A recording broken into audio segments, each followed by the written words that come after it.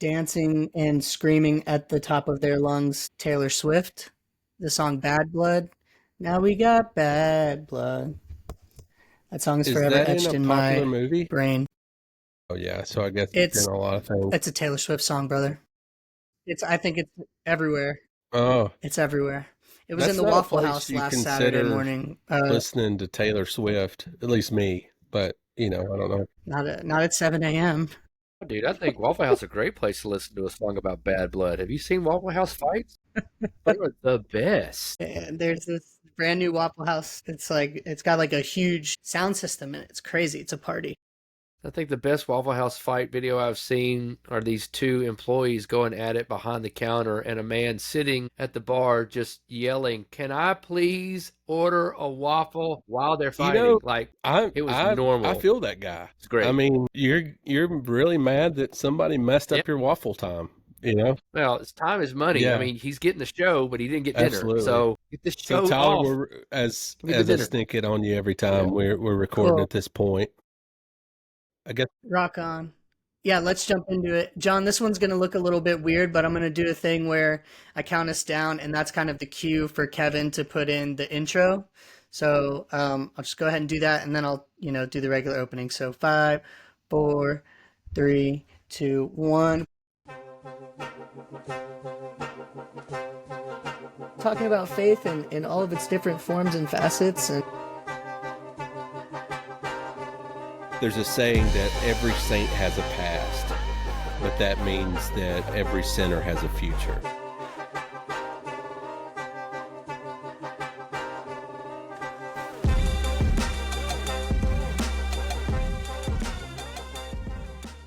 Hello, everybody, and welcome to another exciting episode of the Wandering Home podcast. My name is Tyler, just the regular old Tyler. I'm here with just the regular old Kevin, and today we have a special guest, John Crowe. Some people Sir. know him as John David, and How you that doing? depends on what dispensation you've known John in. But Okay. There's others who know me by That's- John Dangerous. yeah, Depends on what I'm holding in my hand. John the Dangerous. That would be a really good like wrestler name. Really, That was actually my DJ That's name when awesome. I was on the Fix. Yeah. Yeah. No. Yeah. Okay, I feel like we need to dig into that. Oh man. From 2002 to 2004 or 5, I hosted a radio show on 91.3 The Fix in the Shoals called the Monday Night of Madness, and it was where they stopped, CCM from 6 p.m. until midnight, and I played hardcore Christian rock and roll and rap and anything that they would never play. Wow. And, dangerous. And it was a lot of fun. Danger. Yeah. That's a pretty good Yeah. 4 or 5 years, right? Yeah. People, well, that's about 3 years. 3 years. People love the show. People. That's the good thing about radio is, man, you find your niche and you find your fans, and people will be loyal to it. We had food delivered to us every Monday night. We would just say, "I'm in the mood for a hamburger." People would bring it to us. We had a game called Cordless Phone Rodeo back in the day. We would call all teenagers to go get their parents' cordless phone, call us, and while on the air, throw the phone in the dryer. If you could go past 45 seconds and still be able to talk to us, you win. But you didn't win anything. We just put your name on a piece of paper that said, "Last week, the winner was this kid who went 45 seconds. Awesome. Who wants to go 50? How many phones did you destroy doing that? Yeah. Never got. I didn't destroy any. However, I influenced the destruction of several. Yeah. That's hilarious, man. Those legal disclaimers you say really quickly? No representation is made that the phones will be destroyed. Oh my God. Get used to saying that kind of stuff. That's awesome. Never won a lawsuit. So we're excited to be talking to you. So John, Tyler, if you might not know this, people obviously probably don't know this. Well, we've talked about John a little bit, haven't we? Yes. I don't know. Yeah. So yes, the answer is yes. So John was my youth passing. pastor when I was a kid. I think I was about 15. You may have been 23 or so, in the small town of Hamilton, Alabama. We were part of. We've already done a podcast about the ramp and the beginnings of it. Not really anything that's going on right now and all that stuff, but really the beginnings of it. And John was a part of that. John was the my youth pastor, and man, we had some of the craziest times I think I've ever had, especially in church. But it really taught me, I guess, how to be in the faith and also have fun. We kind of pushed some limits a little bit at times. Like with, we had this game. I never played it, but John was playing it with his friends, the slap game. Yeah, John. Yeah, you can talk about it. Yeah. Tell me more. We had an agreement that at any point in time, no matter where you were or who was around you, you could man slap your friend in the face as hard as you could with the open palm. Wow. And the person receiving the slap could not retaliate in any way. You just had to take it and never knew where it was coming from. And so we would wait for the most inopportune, inappropriate moments and just slap each other Dude, we straight were in the at a face. Yeah. And ironically, that game is currently held to the victor by the name of Justin Holder, who is a session drummer at Fame Recording Studios and this really big drummer. He's a really good, great guy. But I recorded an album, 2015 in Muscle Shoals in the Nut House, and I've got Spooner Oldham and Will McFarlane and Jimmy Nutt, who's a Grammy Award-winning producer. Blair Dang. Masters, who's played on everybody's album in the 90s for Christian music. He just went on tour with Garth Brooks as his piano player. Tony Whoa. Hooper, just A-list guys. Yeah. Finished wrapping up this album, and we're standing there. I'm kind of in euphoria, like, wow, did we just cut an album? And in front of all of these guys shaking hands and saying, great job, Justin, slaps me so hard in the face in front of these champion. men that I revere, that he hits me so hard it almost knocks me out. I mean, I see stars, Wow. immediately have to grab my knees and like breathe, like don't fall down, don't fall down. I'm a grown And I man. just looked at him and said, I don't want to play anymore. I mean, I'm 25 years, out. I'm done. Plus, he's about 6'2", 240 pounds. So, I'm thankful my jaw wasn't broken. Oh But yeah, yeah, we did that. absolutely. Did I teach you guys how to mud ride in my dad's Yes. Yeah, we went mud 1982 riding in it, Datsun and we station also wagon? lost the Yeah, muffler, drug it across town yeah. for $1. I gave that car to a kid named Ryan for $1. Yeah, that's right. Because generosity is great Yes, of course. when you know the John car's also going to got need us one repairs. time Yeah. to dress up Um. as No, getting. angels and go into the yard of the pastor's wife. Well, obviously the pastor, he lived there too, but Oh gosh, yeah, I really hope but neither we one of were them listen all to in the this. yard, and somebody Yeah. like kind of made a noise on the porch, and they came out, and we just all standing out in their yard in white robes, just raise our hands. On a Saturday night And in the fog, dark, fog is spread all over out the with place. white robes We on, raise our hands and then turn around and just walk off the road. and it looked like a Klan meeting just ended in their front Yeah, yard. no kidding. That was the worst part. Like, what were we thinking? I was fully prepared to hear Kevin say, like, shots were fired, shots rang out, we took off Well, running. our hope was that tomorrow morning at church, she would get up on stage and say, "Church angels were in our front yard last night." That's what our hope was, and No, it didn't. that did not It didn't pan happen. out Came the way out a that little different. we Yeah. expected. So So yeah. yeah. So man, John, you kind of. I guess I remember connecting with you when I was in my late 20s or mid 20s, maybe, but you had kind of just left abruptly. Well, we won't necessarily talk about that, but I remember not really knowing why you had to leave at the time, um, and it wasn't anything due to you. It was really due to kind of leadership around you. But Well, he and yeah, I, the pastor of that church at the moment, had a theological disagreement. And I made a statement in a Bible study that don't believe anything spoken from a pulpit unless it aligns in context. And my words got twisted, and somebody called him and said that I was telling everybody to not trust the pastor and usurp his authority. And it's one of those misunderstandings that and at that moment I didn't have any advocate at the church and leadership to go to and say, hey, yeah. anybody else want to hear this problem? And he asked me to leave town. Wow. You know, it's Yeah. crazy. It Tyler, hurt. we didn't even know about this. I But didn't know about this until I was a mid 20-year-old man, like finding this out. I was 15, and all of a sudden, my youth pastor's gone just in the middle of the night. Nobody explained it. Yeah. Yeah, So can we, just a favor for me, can we back it up a little bit, John? How do you get into youth ministry? sure. How do Yeah, you end up at this church? You know what I mean? Let's start there and then we'll yeah. work our way back. I really surrendered my life to Jesus at 17, and I went to a very charismatic, prosperity gospel driven Bible school outside of Houston, where there was some good stuff that was given into my heart, some really good teaching about ministry, and also a lot of spiritual abuse when it comes to the Word of Faith movement, name it, claim it, confession. Everybody has to pray in tongues or you're not filled with the Spirit, all that garbage. I received a call from the Lord about ministry at that Bible school, and so I pursued the Lord uh, to do whatever. But when I graduated, I was way too young. Nobody wanted to hire a 21-year-old, youth pastor, and so I played music and played in my church and worked a 40-hour week job, just pursuing whatever the Lord wanted me to do. And it was uh, a really difficult moment in my time.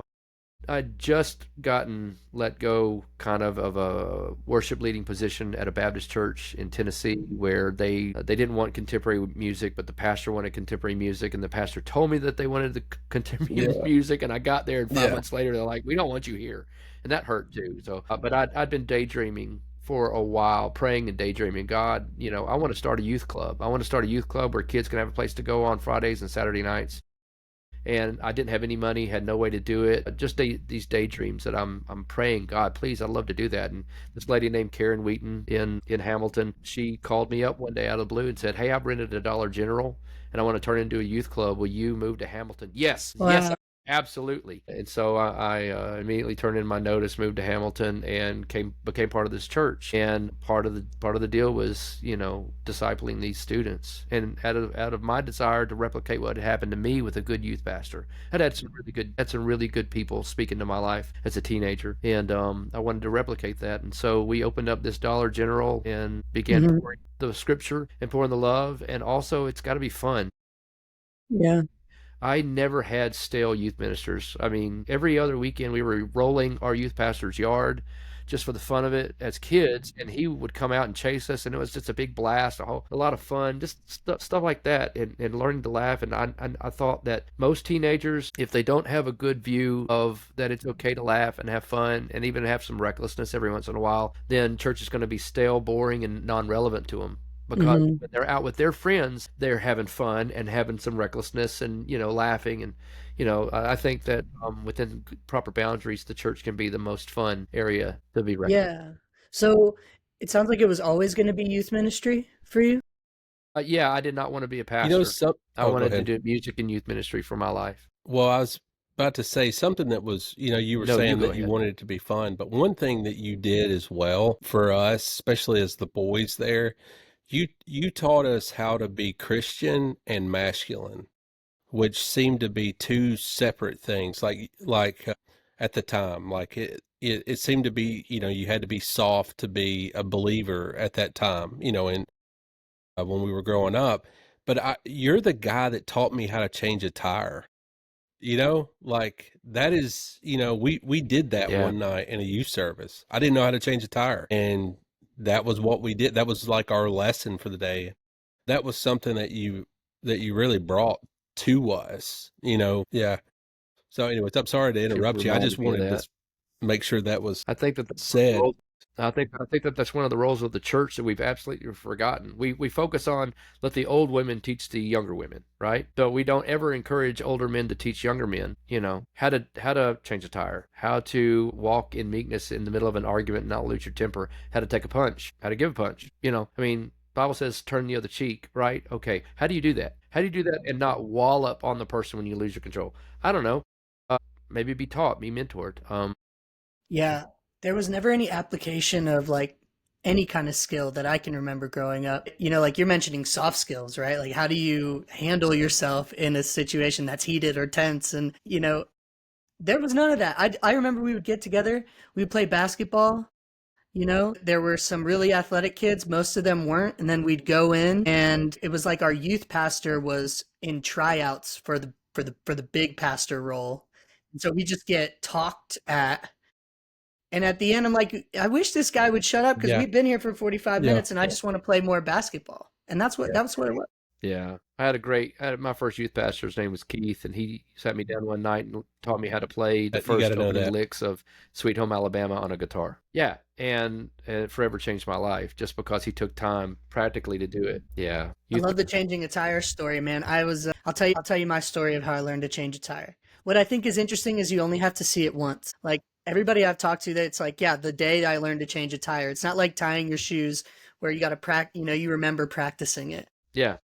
But so it was me and a buddy of mine, and we were driving up the interstate with his mom was driving, and he was driving us to a baseball tournament. We're probably like 12, maybe 13, maybe. And anyway, so she has a blowout, spins off. We end up on the side of the road, and we were going to a baseball tournament, so we had the chair, like the fold out chairs, and we were like, well, so we just pulled the fold out chairs and sat next to the van until I guess somebody was going to come. And, kind of good Samaritan guy comes off to the side, and he sort of messes with my buddy and I. Y'all don't know how to change a tire? Are you kidding me? How are you guys supposed to, how old are you? You know what I mean? Oh, well, we're 12, 13. You don't know how to change. Come here. I'm going to teach you how to change a tire right now. That's a good man. And he taught us. Isn't that awesome too? Like That's how a we good would man. think like Yeah, nowadays, like if I absolutely. saw a 12-year-old, I'd be like, there's no way he knows how to change a tire. But back then it was like, wait a minute, you don't know how to change a tire? Like, hang on. You know what I mean? Just crazy to think, Yeah. But so did we kind of talk about enough, Tyler, about the kind of getting through ministry, or you have any more questions? No, it's cool. I mean, let me ask a couple more questions, Kevin, Sure. if that's okay. Okay, so we're to the point here. So my understanding from a conversation that we had previously is that the ramp is kind of not affiliated with any church in particular in Hamilton. Right. So when Kevin says you're his youth pastor, we're referring to, what was it called back then? Yeah, so there was a It wasn't church called Grace House Church, and Karen Wheaton's brother-in-law was the pastor there. But Karen funded out of her own pocket the renting, leasing of the Dollar General to my memory. But after I left, several years later, Karen forms 1C3, I guess, calls the organization or the ministry the Ramp. They purchase a Big Star grocery store, gut it, turn it into its own convention center, worship center, and have had intense success in having events there. And and I've gone back and led worship there. I've gone back and sat in their worship services. Now they are their own official church in Hamilton, and it's called Ramp Church. So Karen was pretty famous in the music, Christian music. Yeah, Is she that got it part started. of what, like, how you guys got connected? Like, Well, yeah, so she got her start at Jim and Tammy Baker's university when she was 18 years old and started singing there. Ironically, I had an aunt that worked at Charles Stanley's ministry called In Touch in Atlanta in the 80s. And somehow she'd gotten a hold of a cassette of Karen Wheaton's in the 80s. And she mailed it or gave it to my mom when my mom was going through a really hard time. And my mom would play this, positive uplifting scripture-based music in the house, and we grew up Church of Christ, right? So you weren't, first of all, no music with scripture. Second of all, how dare a woman do anything, period? The devil, right? But she did it anyway because it was edifying to her spirit, right? And I remember those songs. And so when Karen called my house and said, "Hi, I'm Karen Wheaton," I was a little starstruck, because she's still, at this point in time in her life, she was singing at Benny Hinn stadium events, and she's on Judy Jacobs' show, she's on TBN, and she's mega famous in the prosperity gospel charismatic circle. I'm like, oh my Lord, a top round draft person. Star, right? First rounder. Calling me, absolutely. So I was a little starstruck, to be honest with you, and now I'm very thankful for what I went through, because I got to see, every experience that we have, positive and negative, we can learn from as far as how to be a better minister and a better mentor and a better Christian. And, I got to see some stuff in Hamilton that, I wish I hadn't seen. However, it's okay. I've never been to a perfect church. I've never been a part of a perfect denomination. I've never seen a perfect pastor.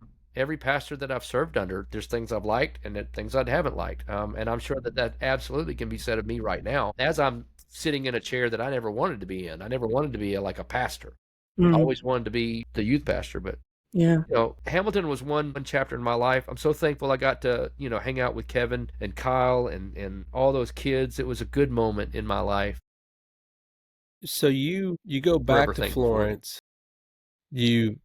We kind of didn't we didn't talk to you Yeah. for a while. You, like I said, until my mid-20s, you became a worship leader, well, youth pastor, worship leader, doing some really big things, kind of in the Methodist church, and I think you were at Friendship the next time Yeah. that I met you, and yeah, yeah. Well, That'd been no, in it was a little bit later than 2005. that because I had just gotten back from overseas. So it was probably 2008 or 9, maybe. I saw you on a commercial for Railroad Bazaar for Yeah. the guitar. Yeah, Yeah. Okay. You never make enough money in ministry, first of What's all. going yeah, on he with you? is. You're all over. Well, You I man, saw him. you're The reason why everywhere. I saw him, I Where Yeah. was you like, "Oh my go? God, Well, John is in Athens," and that's when I reached out to him. We had lunch, and got to meet your wife Jessica, and then at that time got to meet your son Noah, and we went to I think we went to your church that day, and then went to Cracker Barrel. And at that point, I remember you telling me that Noah was having some trouble with some balance at the time, and then that kind of progressed later on. And John went through a difficult time with he lost his son Noah, and so I remember when all that was going on. John, one, how did you do ministry and walk through something that traumatic? Like, I know that has to be difficult, and like something we were actually talking about this before we hit the record button, but I remember watching you kind of from afar and talking to you and texting with you, and knowing, not knowing, just seeing what's going on. And I remember one of the things that like really concerned me. We talked about this just a minute ago, but at Noah's memorial service, I remember like I was behind a couple of ladies in the line, and I remember you consoling them, like they were almost wanting to be consoled for the loss of your son. And I remember like thinking, me and Kyle actually talked about this when we left. We're like, man, I am so worried for him, because who is watching out for him? Who is taking care of him? yeah. I married my wife in 2005, and we had good news in 2008 when she found out she was pregnant. We gave birth to Noah. It's our firstborn son, 2008. And when he was 19 months old, he started having hard, hard walking problems and running into door frames and running into furniture and then throwing up constantly. And we found out he had a brain tumor the size of my fist Wow. on his brain, and three brain surgeries to remove it. They removed a sixth of his brain, 10 months of chemotherapy, where we did 3 different kinds of chemotherapy all at the same time for 10 months straight. Full dose of radiation to where they said he can't take any more, and then moved on to experimental drugs. And from 19 months old all the way up to him being 4 years old, he went through that. Holy moly.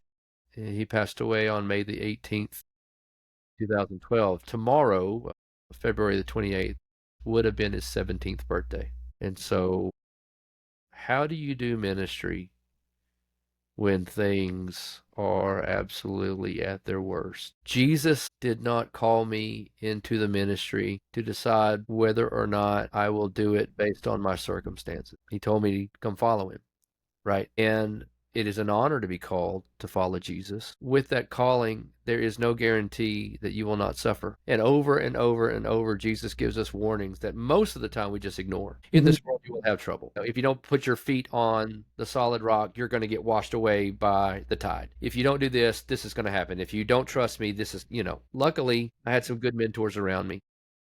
I had some really good mentors around me that spoke wisdom to me and helped me understand that what I am to do for the Lord, his call for that, it requires my obedience no matter what is happening to me. And when Peter said to Jesus, like when Jesus said one of the most offensive things to the Jewish people in that big crowd, he's standing in this big field and he says, "Hey, everybody, I want you to Mm. eat my skin, and then I want you to drink some of my blood." Yeah. Right? And everybody's like, "No, you're an idiot. We're Hard gone. pass. We're Yeah. out." Peter had the benefit of seeing like the widow's son in Nain raised from the dead. He'd seen the centurion's servant healed. He'd seen all these people like miracles. Peter had that benefit. And Jesus looked at him and said, "Where are you going to go, Peter?" And he's like, "I don't have anywhere to go." That's pretty much to answer your question. Like, how do you do ministry when it's the worst? Yeah. You get to the place where you say, "I don't have anywhere to go." Yeah.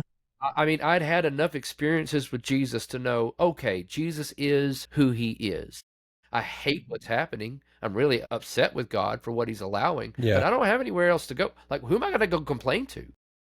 Yeah. There's nobody else who put the stars out there. Nobody else who holds these atoms together. We don't even understand how the heck we're even breathing. And we want to abandon our trust in him. So I just on my worst days decided what I believe is true. And the word is the word. The songs I'm going to sing are right.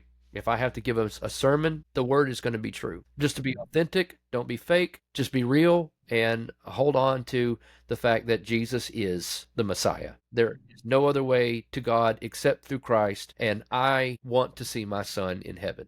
So I might as well keep my heart right with God, lest I screw that up. So the day that my son died was horrible beyond anything that I'd ever known, because he had lost his vision. He lost all of the ability to move, and then he lost the ability to speak, and he had fluid in his lungs, and he was dying. And for 18 hours, my wife and I, we traded holding him. I would hold him for 45 minutes, then she would hold him for 45 minutes, praying, "God, if you're going to heal him, this is the moment. But if you're not going to heal him, don't hold this out. Don't Yeah. let this go." And after 18 hours of this, I was so angry at God, just furious, and screamed, "If you're not going to heal him, just get it over with. Just kill him now. Just take him now." I couldn't handle it. I couldn't. He was suffering. It was awful. And the Lord, like, I don't know what you guys believe about the Lord speaking to you, but I believe the Lord speaks to me. Just impressed on my heart that my son did not want to leave. He didn't want to go. Yeah. And I looked at my son and I just said, even though he's unconscious, he's lying there, I just said, "Son, you have to go with Jesus. You got to trust him. I will see you soon, but you've got to go with Jesus. It's okay. I love you. Your mama loves you. We love you, but you got to go with Jesus. So please go." And as soon as I stopped talking, he inhaled this huge breath. He exhales this huge breath, and he's gone. Wow.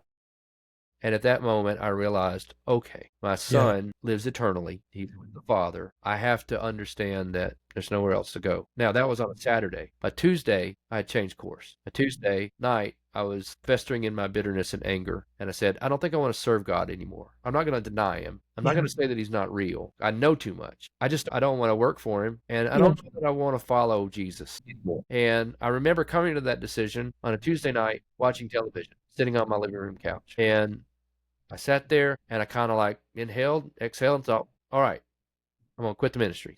I'm going to do something different. And again, the Holy Spirit hit me. And all the Lord said to me was, don't ever ask why again. Wow. Mm. And that was my problem.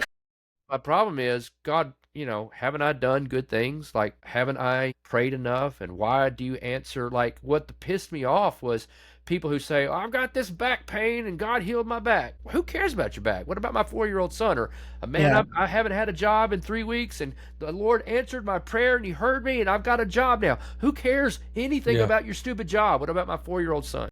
Right? And I was just pissed. And God said, don't ever ask me why ever again.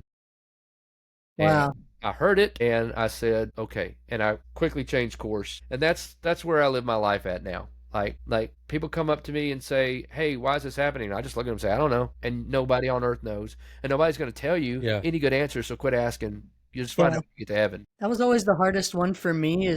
So I had a stint as a youth pastor, right, John? Very short stint, about 6 months, 6 of the toughest most grinded out months, I feel like, of adulthood for me. But so it was a Methodist church. It was a pretty big group, 30, 35 kids, pretty solid. And they were asking me the toughest questions that like I hadn't even necessarily wrestled with in my faith, or I would like let them go in my faith. Cause I feel like it's really easy to say, I don't know how to express it. They would ask me questions like, okay, if God's real, why are people starving on earth? And the best question that I could, or the best answer that I could give at the time, I think it was like, I don't think that God's micromanaging what's happening down here. I think he maybe knows everything that's happening, but he's not here to, pull this string or that string individually. And I don't even know if that was the right answer, but I'm curious, like, now that you told us your story, like, how would you approach that? Because that's honestly probably the most horrifying thing for me to think of, right? Is anybody losing your child. So what's your take on that? Why does Somebody asked me, why is there hunger in the world? no, why does God allow bad things to happen to good people? Why are bad things happening if God is who he says he is, kind of thing? Why does God allow bad things to happen to good people? Or bad things, period. That was kind of the Yeah. questions. Yeah, go for it. Sure. Sin in the garden. When Adam and Eve did something that God never intended for them to do, it started the system. And God, in his integrity, because he's not a liar, allows the system to run. And just like a computer system, the system is running. And God spoke, he set something in order. He said, Adam, you got dominion here. Go name everything. And then Adam gave that dominion to a fallen angel who wreaks havoc, right? And there's a certain amount of time that God has allowed this place to exist. That time is running down. I think bad things happen because the system is running, and there's no way to escape it. It's the system that we're in. Like, why do birth defects happen? Well, because of what we put in our bodies, because of what is passed down to us genetically, then because that God is not stopping evil. God is not stopping evil to happen, and Yeah, we're affected by that. Why do I have the free will to find out? Like, I don't know where you live, but I could find your address and I can come over and kill you tonight if I wanted to. Why sure. doesn't God stop that? Because he gives free will to all mankind on the earth, right? And the same thing, why isn't there good on the earth? Well, probably because a lot of us just don't get off our lazy butts and do good. Yeah. I would have What do answered you? that kid's question, why is there starvation on the earth? I would have asked them, when was the last time you gave your food to somebody who was hungry? Mm, It starts with you. yeah, You know, I don't know if that's a good answer, yeah. What do but you say to somebody who wants to blame God for what's happening in the system?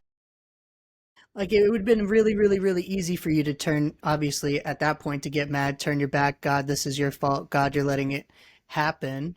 Or is it just that it is a system and that's that? Like, why shouldn't we blame him? so, do you remember the times that Jesus sighed in the New Testament? There was a No. moment when they brought this kid who was epileptic, and the disciples could not cast a demon out of him. And they're like, hey, Jesus, can you pray for this kid? And I think Jesus himself is frustrated with the system. Mm, I'll be honest with you. wow. Yeah, sure. I can't give a theological answer that I want to give, because then people on both sides of the answer are going to come up with their own debates. I think that the debate is pointless, honestly, because the system's running. This is just me. The system's running. Hurricanes happen. I don't know why. Tornadoes happen. I don't know why. I also don't know why. Today was a beautiful day. Today was a perfect day. 62 degrees outside. The sun was shining. Plants are Yeah. growing. What a great day. Why it was a There's a great day? That's story because in the God's got a system of Gospels weather that's working. when they approach a man born blind, and the disciples ask Jesus, "Hey, who sinned that made this boy this way?" Because they thought that, like either he had sinned or his parents had sinned or something.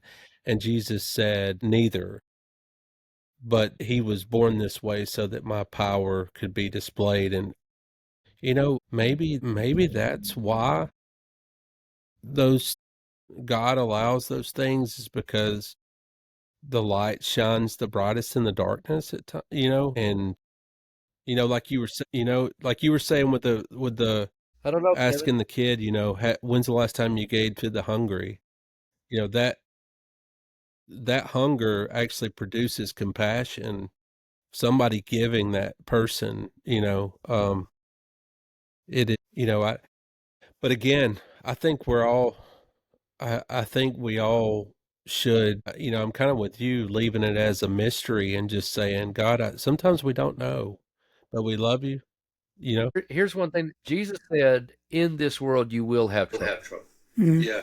He didn't tell us why. Yeah. And none of his disciples asked him why. Or if they did, Jesus didn't let them record it. He said, in this world you have trouble. Not only that, like near the end of his earthly ministry, he looks at Jerusalem and he's like, woe to all of you who are pregnant. And when the time comes, I hope that you're running, because he knew that in AD 70, like that whole place is going to get burned down, right? He didn't stop it from getting burned down. Why? Why did God allow innocent people to die? Yeah. Great question, no answer. No answer. But I do have some answers. That Jesus is the Messiah, that God is on the throne, that his ways, even though I don't understand them, are good. And I'm not going to judge him for it. And that's the place where I think a lot of folks who are struggling with their faith, especially with church hurt and the way that Christians behave, I think a lot of people get caught up with, I'm not going to question him. Okay. Who am I? Like if you go back to Job chapter 38, and whether the book of Job is a metaphor or a real story, nobody knows. But at the end of the book, God's like, Job, who are you? Like, where were you when I figured out how much water is going to be on the earth by the palm of my hand? Who are you to question me about anything? Yeah. That book, those parts are heavy. Like, I'll say it again, like the good things that have happened in my life and the bad things that have happened in my life, both of them God can use to help me be a better disciple of Jesus. I know that because I've lost my son, I am so much more of an empathetic pastor. I don't say stupid stuff to people in hospitals like, God's gonna make some good stuff happen out of this. No.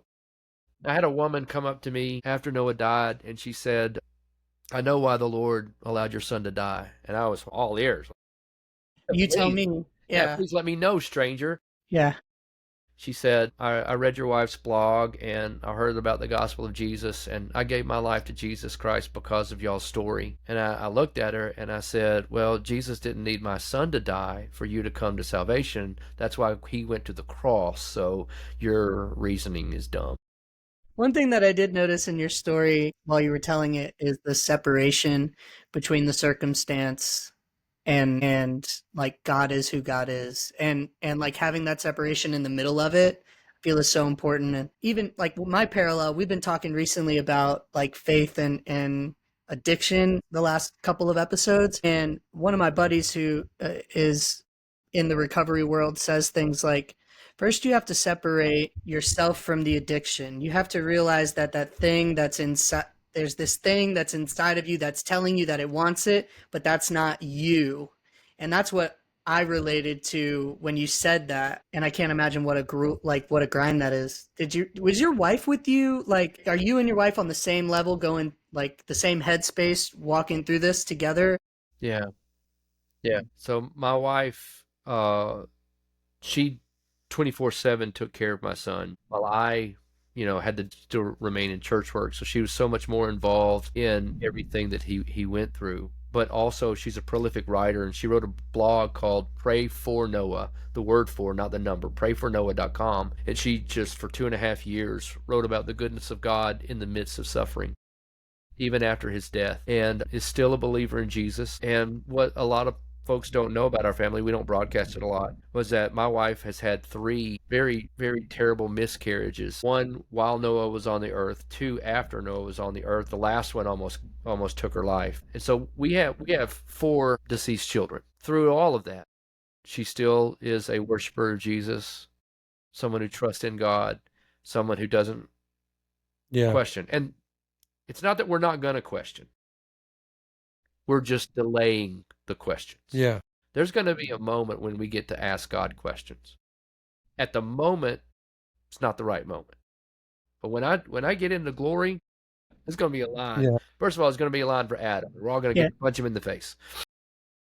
Maybe not. I don't know. Maybe it'll be a cage match. But That would be cool. It would be, but we'll get our questions asked. But my wife, she is such a strong person of faith. But I think I could answer for her. Where both of us have Peter's answer, You know, we don't have you were anywhere to talking go about the people that but just said Jesus. stupid shit. I mean, man,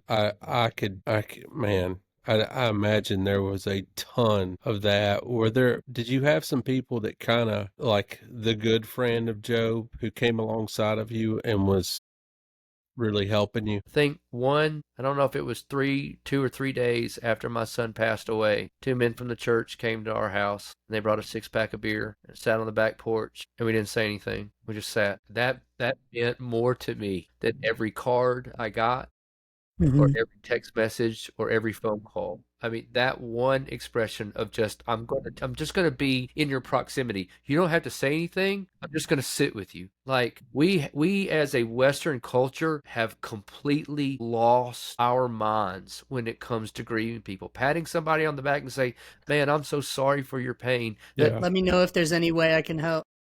God, Yeah. and because I'm a pastor, I'm not gonna say the words I want to say.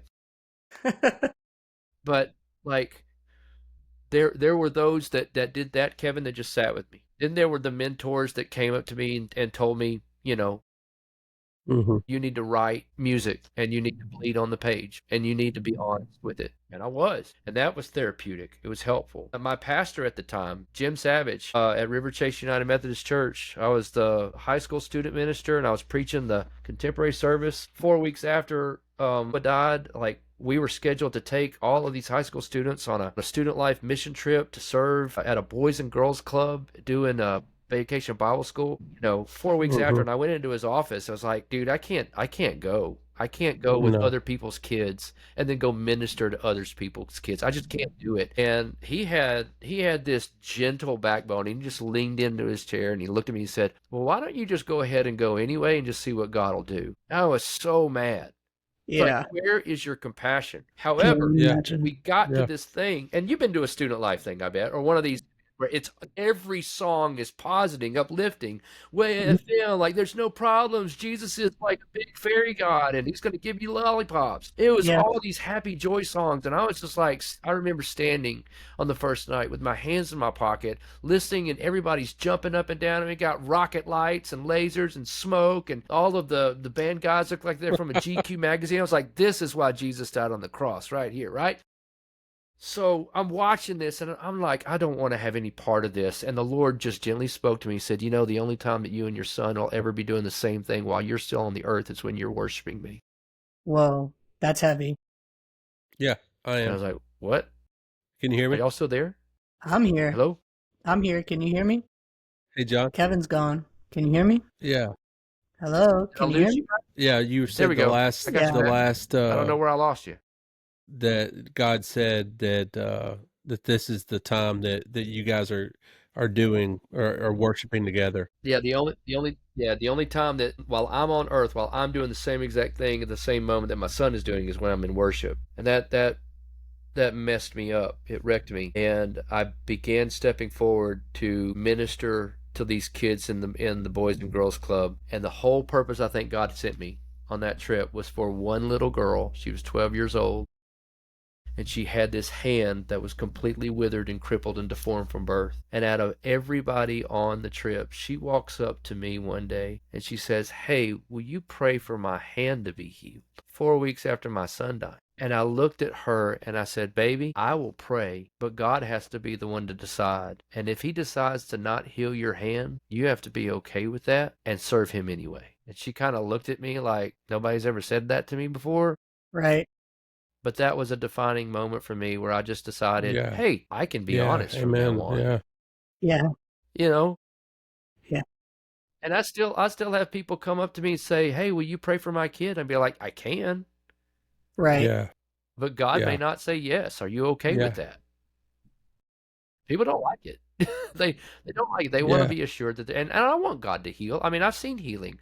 I've had moments where I've seen God do miracles since the passing of my son. Yeah. God is the one that determines the yes and the no. Right. Yeah. And Right. I have to not question that. listen, it's been 12 years. I'm just now getting in ministry to where I can effectually pray for Hmm. people to be healed and not be Yeah. angry about praying for them to be. Mm, And this is the first place I've ever confessed that to, because for 12 years I'll pray, oh God, Yeah. please heal this person, but in the back of my mind, like, Yeah. yeah, right.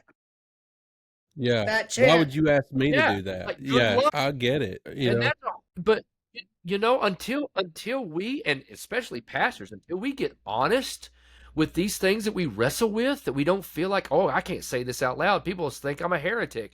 No, say the thing that you think is heretical, so it can get out in the open and say, you know what, I struggle with anger Yeah. at what God says yes to in prayers. And that doesn't make me evil, it No, just makes it me makes you maybe human, ignorant. you know? Maybe I'm I Just ignorant. mean, like a normal person. yeah, it makes you Yeah. human. It So makes you it makes you a person, I mean that's a honest response. yeah, so here's what matters. What matters? God is who he says he is. That's absolutely that's what matters. Jesus is the Messiah. Those two things absolutely matter. And the word is always right. Everything Yeah. else, I don't know.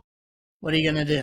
What do you Yeah. exact Yeah. perfect? Yeah, what are you gonna do? You're not gonna do anything, you know? If Jesus decides to Yeah. heal, great. If he doesn't, okay.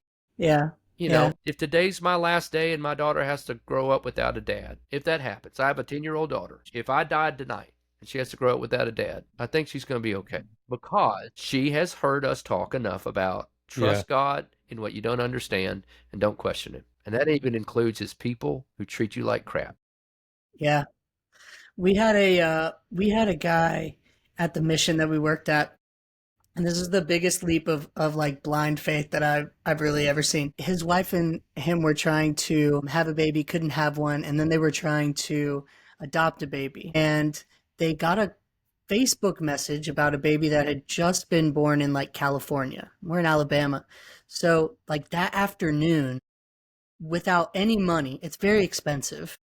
Without any money, him and his wife hop on a plane to California to meet the baby.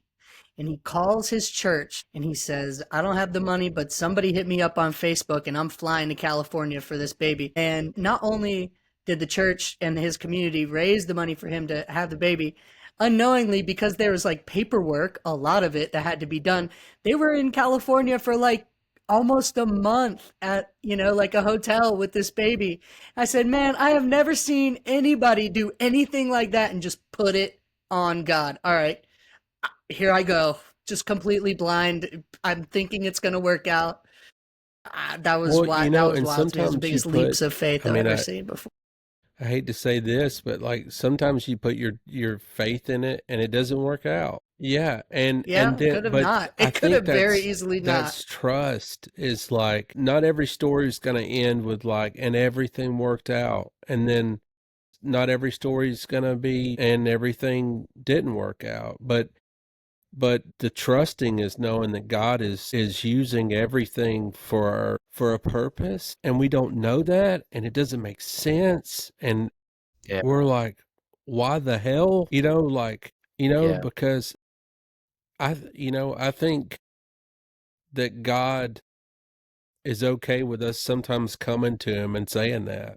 Like, you said everything works out for our good and for your glory. Well, how the hell does this work out for your glory?